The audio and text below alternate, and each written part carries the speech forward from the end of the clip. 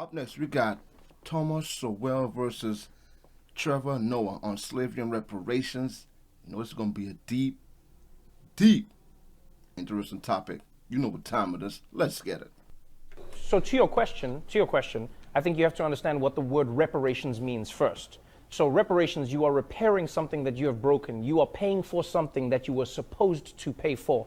I'm not saying that there aren't people living in America today who are suffering and are going through pain and strife because of what's happening when it comes to, the machines taking jobs, factories becoming industrialized, etc. But reparations is a specific conversation about a specific time in America, and that is black people were slaves. Article that got a lot of attention in The Atlantic a couple of years ago called The Case for Reparations by Ta-Nehisi Coates. Quote, "White supremacy is a force so fundamental to America that it is difficult to imagine the country without it. Reparations is the price we must pay to see ourselves squarely." Close quote. And Tom Sowell, who actually saw Jim Crow with his own eyes and experienced it, responds how? It would be nice to know his evidence for what he said, just to be old-fashioned about it. No, it was a rotten system. But I don't know how we get from that to reparations. I mean, what we see in the United States in terms of the bad things, you see all around the world. If you were to give reparations to everyone whose ancestors had been slaves, I suspect that you would have to give reparations to more than half the entire population of the globe. Slavery was not confined to one set of races. I suspect that That's the part that gets me aggravated the most, because we all know black people were slaves, and we know we all enslaved. We know the history of that. But why are we acting like we were the only ones?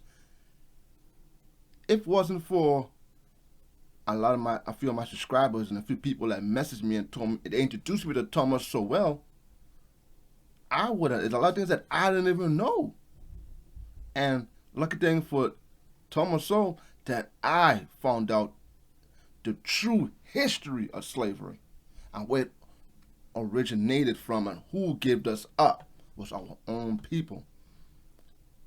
People were enslaved from all different races across the world. Not just blacks, but they put it black as the pinnacle of all slavery. And up to this day, you still see the effects of it. Other races pretty much moved on. For some reason, we will not move on, no matter what. most of the people who were either slaves or slave owners around the world were neither white nor black. I mean, this was a universal curse of the human species. Africa, the Middle East, Asia, slavery took place everywhere. And it continued elsewhere long after it was abolished in the Western countries. Right. You know what I mean? I've even heard people say like, oh, but there were some of the Irish who were indentured. Like, yeah, slavery. Look at the numbers, look at the time, look at the level of work. You could not work toward your freedom. For most black people in America, this was a time when you lived and died as a slave. And so that's what reparations is about.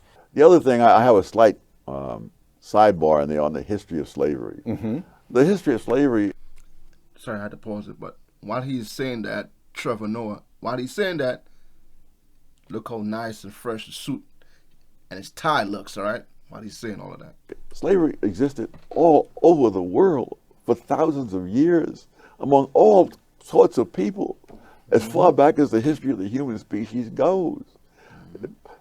It's one of many evils that the left tries to localize, when in fact it is a universal evil. But more than that, as much as slavery is repudiated around the world today, prior to the 18th century, I know of no serious effort to abolish the institution anywhere. Anywhere. Anywhere. Not in Africa, not in the Arabian not world. in Africa in the 21st century. When Adam Smith wrote in 1776 that the only place in the world where slavery had been abolished completely was Western Europe. And so this was as late as the year this country was founded. Yes. And so the idea that this is something that the United States had that nobody else had, or the other countries that didn't have, it's been estimated that there are more slaves in India than in the entire Western Hemisphere. Wow. And that's and that's before and after Columbus got here. Right. And so I hear what you're saying, but I think that's a completely separate conversation that needs to be had about the now. Because if you are not careful, what you then do is you combine everybody's suffering into the same bowl, and you make it seem like all injustices have the same weighting, and they don't. Just like crimes, theft isn't the same as murder. We don't try them the same way. And as much as there is a white person who's suffering today, I feel for anybody who's suffering, because I know what it's like to be poor. I know what it's like to suffer. I didn't come from a wealthy family. We struggled when I was growing up. But I also understand that there are levels of that suffering, And so sometimes white people, it does block a white person, because you go, white privilege, and a person goes, I'm poor and I'm white. Where's the privilege? White people are like, I wish I could activate my white privilege. I wish I could do it right now. White privilege, give me something. I get that. I get that. Trust me, I get it. It is hard to accept that you have benefits because of the color of your skin if you cannot see the benefits that you have. The book that I'm writing. Listen, man, at my old job, there was one guy. I still remember his name, Steve Rice, right? He came to work. He's always coming to work. White guy, old white guy.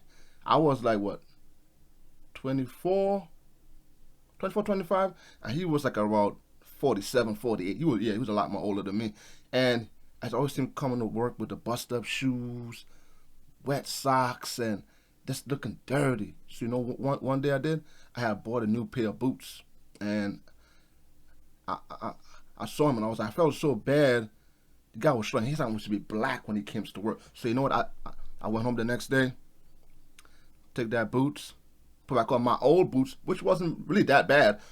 So I gave him my new boots, pair of boots that I bought the day before, and I gave it to him. That man was so thankful. He almost cried. I was like, no, man, man. We cool, man. We work together. You know what I'm saying? We have each other back. Nah, you don't owe me nothing, man. White guy. Nicest white guy, but he was poor. When I mean poor. He was on rock bottom. He wanted to cry. You ever seen a grown man cry? He never had anybody did anything that nice for him. And it was coming from a young man. I was like 24, 25 years old. He was already almost 50 years old. Come on, man. Enough with this nonsense, man. Now I discover this is true not only in the United States. It's true in England. And the situation is wholly different. And yet, if you read the data, for example, from London, the educational tests and so forth, you see that there, immigrants from Africa pass this test they have. I'm talking about low-income people now. Nearly 60% of the time. Blacks from Caribbean, like 50%, so on. Native-born whites in the same low-income bracket pass this test 30% of the time. And it's the same thing. The foreign people come in, they haven't had generations of being steeped in the welfare state vision, the vision of grievances, victimology, and resentments, the idea that there are enemies out there dedicated to keeping you down. That's the message that's been pumped into the head of the white lower class in Britain, and that's the image that's been pumped into the black low-income people in the United States, and the results are the same in both cases. But the thing I try to explain to a person is, think of it more like golf. Don't think of it as privilege, then think of it like a handicap, right? In golf, they acknowledge that you are in a position where you need so many advantages to be competitive in the game. Is that we ought not to be doing this? There are various laws and policies that benefit one group at the expense of another. But I think affirmative action has the distinction of being one that it harms everybody, though in different ways. Mm-hmm. And so there's a lot of evidence that there are black kids who have all the qualifications to be successes in college, who nevertheless are failures because they are systematically mismatched with institutions whose standards they don't meet, even though they may meet the standards of 80 or 90% of the colleges in America. I remember first aware of this when I was teaching at Cornell, and I found that half the black students at Cornell were on some kind of academic probation. And so I went over to the administration building and looked up the SATs of these students. The average black student at Cornell at that time scored at the 75th percentile. which is pretty darn good. Yes. I was about to And say so that that. means that in most colleges in this country, they would have no trouble, and many of them would be on the dean's list. But at Cornell, the average liberal arts student at that time was in the 99th percentile. And when you're teaching the students like that, you teach at a pace that most people of any race cannot keep up with. And it was always complained that I was assigning all kinds of reading, but heck, I'm teaching kids who are in the top 1%. They can keep up with the reading that I'm assigning. So Cornell was taking very talented black kids and spending 4 years teaching them to feel inadequate. Yes, and succeeding at that. Right? So what they say is you have a handicap That's of 15, crazy. so that means like you're going to be hitting from this tee and you get more chances to get the ball in because we understand the position you're in. And if you're a black person in America, from slavery, from day one. Pondering all this, I noticed something, a column that you wrote, this is a couple of years ago, in which you rebutted Nicholas Kristof of the New York Times. And Kristof had ascribed the gaps between African Americans and whites in America, gaps in wealth, gaps in educational achievement, the usual gaps, to, and this is a quotation from Kristof, to the lingering effects of slavery, close quote. Oh, yes. And here's Tom Sowell, quote, if we wanted to be serious about evidence, we might compare where blacks stood 100 years after the end of slavery with where they stood after 30 years of the liberal welfare state. In other words, we could compare hard evidence on the legacy of slavery with hard evidence on the legacy of liberals, close quote. And The number of injustices that have held black people back in America amount to an insurmountable, like you look at black people's freedom, you look at black people's land, just land alone. The amount of wealth you can acquire over time if you own land is exponential because you have the land, you have the fact that you can borrow based on the land, you have the fact that you can use the money that you have borrowed to grow more wealth, you can use it to grow your family's wealth. Just taking that away from black people alone.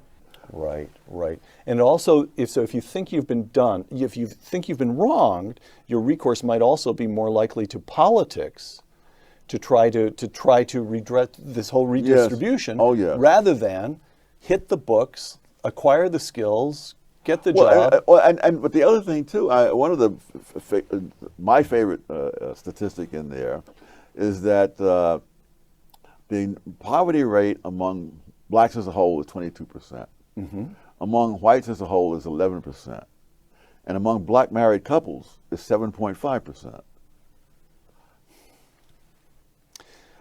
So And it's been and black married couples have never had a poverty rate as high as 10% in any year since 1994.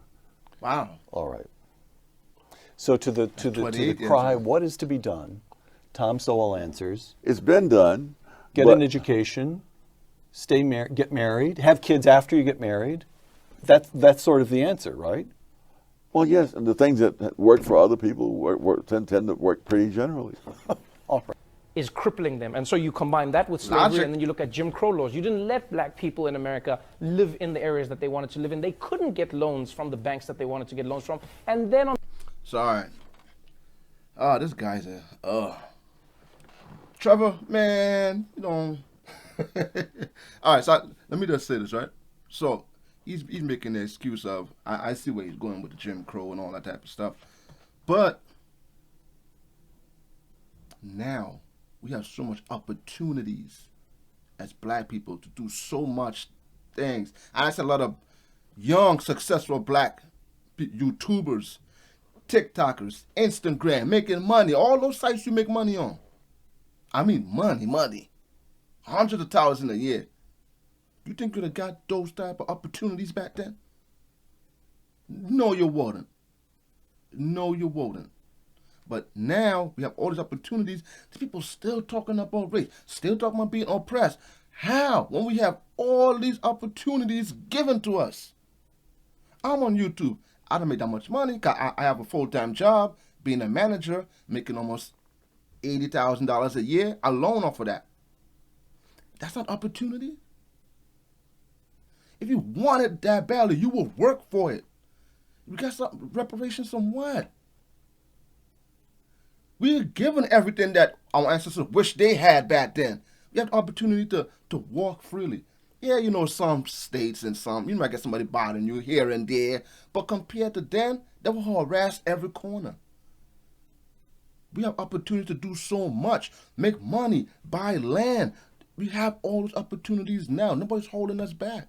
Look how many rich black celebrities there are. And for some reason, they're rich and have millions, big mansions. Our ancestors didn't have no big mansions. They got big mansions, fancy cars, $500,000 cars, private jets, and they still talking about being oppressed. How are you oppressed and you worth almost $30 million? You have all these things. Private security. You got everything. But you still oppressed? Why are we the only ones pushing this nonsense? I don't understand. How have we been pushing all this nonsense? Reparations and what? That's done. What are the races you see out there that's crying constantly about being oppressed and they want reparations? Which?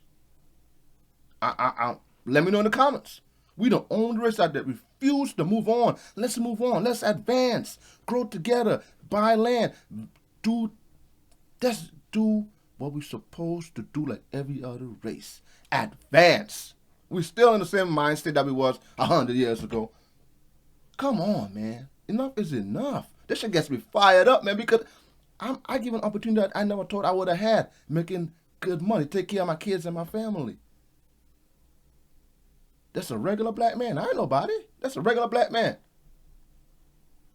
But guys like this, I know he makes more money than me. Trevor, you make way more money than me. How you up in here talking this nonsense? Instead of giving these young black kids advice and giving them the tools to succeed just like they do, but they don't. It's like I think they're the sellouts. They're the one that put there to keep other black people down. I think they're the ones that were put there, seeded into the whole culture to keep us down. Because there's no way they could be that rich and successful and still talking all this nonsense. It is mind-blowing. On top of that, when they started getting the loans from American banks were found to be giving them higher interest rates when in fact they were the same risk as many of the other races that they were giving loans That's to. what I'm saying. When you combine all of those things, I think it's safe to say that black Americans have a conversation that they need to be having with the United States. Doesn't involve me, doesn't involve white people, it's like, yo, American government, meet the black people. That's it. What? Have that conversation. Let's do it serious. In terms of political, get out of here. all the incentives politically are for black leaders to blame all problems in the black community on the larger society. And that enables them to take on the role of being the defender of the black community against enemies, which in turn creates the situation in which many blacks don't feel that anything that they do is going to help themselves unless it's done politically as a group. That there's no point. I mean, why would you, if you believe what they say, why would you want to knock yourself out in the school knowing that the man is not going to let you get anywhere? Well, one of the most pathetic things I heard in recent years was a young black man saying that, you know, at one point he thought he would join the Air Force and become a pilot. And then he says he realized that the white man is not going to let a black man become a pilot. And he was saying this decades after the Tennessee Airmen had established their reputation in combat in Europe. You know, but the hopelessness is one of the big products of the race industry. Mm-hmm. That you have no chance. I remember giving a talk at Marquette, and at the end of the talk, among the questions that was asked, a young black man got up and he said, "Even though I am graduating from Marquette University, what hope is there for me?" And having gone through college when I was in the 50s, I don't remember any blacks saying that in the 1950s, when there was a lot more obstacles to overcome than there. Wasn't I just saying that? I was just saying that our ancestors had it way much harder than we have it currently. Currently, we have everything like a silver platter. Yes, it's a little hurdle here and there, but they had hurdle every corner. Every corner. All black people, it's like we just make excuses after excuses after excuses. I said I don't want to argue in the comments. Who's holding you back? You just holding your own self back. Ain't nobody paying you no attention. Do what you got to do, man. But we just make excuses. And as soon as we get an excuse or something, we do the stupid shit. It's ridiculous. In L.A., all Black Lives Matter, all the protests and George Floyd, that just opened the door to show a lot of black people who they really are. Not all of them, but you know the ghetto ones. You know the ones I'm talking about. The ones that you just can't talk to. Those ones. Looting, smash and grab. It's 95% of the blacks doing it. So we're given this opportunity to show who we really are, and this is what y'all do with it. Smash and grab, destroy your own community. Now your taxes gonna have to go up. I think they're gonna pay back for all of the insurance. What do you think? Then you wonder why you keep being suppressed back down. You doing it to yourself. We were given this opportunity from Black Lives Matter had this opportunity to make black people stand on that level. And what did they do with all the money? Took the money and ran. It's pathetic. There were when this guy is graduating from Marquette. But you have to produce that kind of feeling in order to serve the interests of those in the race industry. Somewhere, watching this interview, there's a young Thomas Sowell. There's an African American who's smart and wants to do something with his life. It seems to me we've already got one piece of advice you'd offer to him is stay away from the racist industry. Stay away from the race hustlers. What advice would you give a young Thomas Sowell? How do you make something of yourself as an African American in America today? The way anybody else would. You equip yourself with skills that people are willing to pay for. All right. Simple. I like your answer that. That's simple statement. Done. That's what I did. That's why I got promoted. I was the hardest worker. I was dependable to be there anytime they need me to come in on my day off, anything. I never call out. So I got it. There's other white workers there, but I got it. I've worked almost 10 years to get it, but I got it. You just have to work hard for it, man. Nothing's given to you in a silver plate. You just got to work for it. That's it. Like everybody else, you just got to work hard for it. But black people, for some reason, some of them, they just think that everything's supposed to be given to them. That's the mentality that they have. I'm going to leave you with this right here, right? That's the mentality that we have right now. We just want everything given to us. And when we don't get what we want, they go and they steal from their own brothers. If their own brother work hard for it, he's not supposed to have that. You give it to me. And if you don't give it to me, I'm going to shoot you. How many black rappers you seen dying left and right?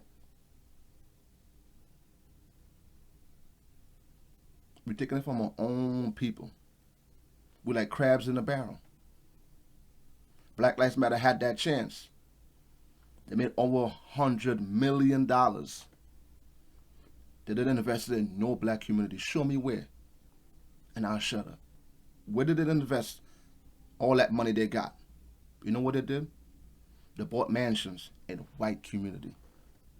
Now you tell me, who's a puppet on the string? All these black celebrities are talking white this, white that. Who think pays them? All that money. Think about that. Hey, give me guys think about this in the comments, man. Until then, I'll catch you guys next video, man. Peace out. You guys have a blessed day.